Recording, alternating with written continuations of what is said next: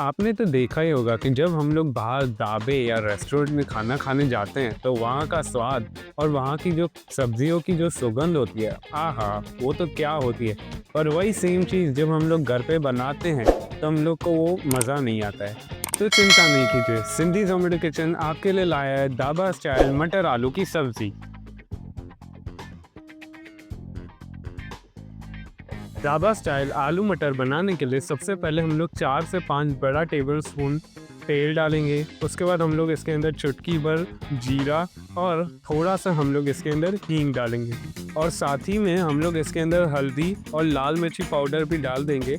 हम लोग ने 5 से 6 टमाटर को काट के उसकी प्योरी बना ली है और प्योरी ऐड कर लेने के बाद हम लोग इसके अंदर 1 चम्मच नमक डाल देंगे, जैसे कि हमारा जो टमाटर है वो अच्छी तरीके से पक जाए। फिर हम लोग 4 से 5 मिनट के लिए हमारी जो टमाटर की प्योरी है उसको ढक के पकने के लिए छोड़ देंगे।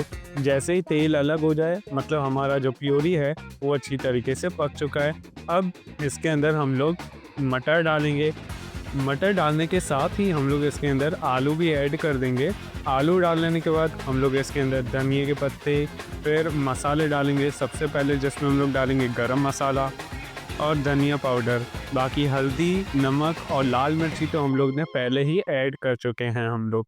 फिर इसको मसालों को अच्छी तरीके से मिक्स कर लेने के बाद हम लोग इसके अंदर 2 लोटी जितना पानी डाल देंगे और फिर कुकर को बंद करके हम लोग 3 से 4 सीटी आने तक इसको हम लोग पकाएंगे। अब जैसे ही 3 से 4 सीटियां लग जाए उसके बाद हम लोग ने इसको ढक्कन खोला।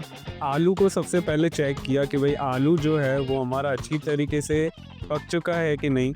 हम लोग एक क्या करेंगे, फॉक की मदद से इसको हम लोग काट के देखेंगे कि भाई ये सही से हुआ है कि नहीं। देखिए हमारा इधर जो आलू है वो अच्छी तरीके से पक चुका है। बस तो हमारा जो मटर आलू की सब्ज़ी है वो बनके तैयार हो गई है।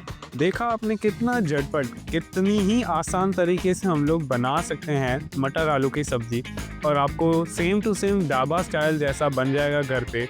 अगर आपने इस वीडियो को इधर तक देख ही दिया है तो इस वीडियो को लाइक, शेयर, चैनल को सब्सक्राइब, बेल आइकन के बटन को ज़रूर दबाएं, जैसे हमारा नया वीडियो आप तक सबसे पहले पहुंचे। Thanks for watching.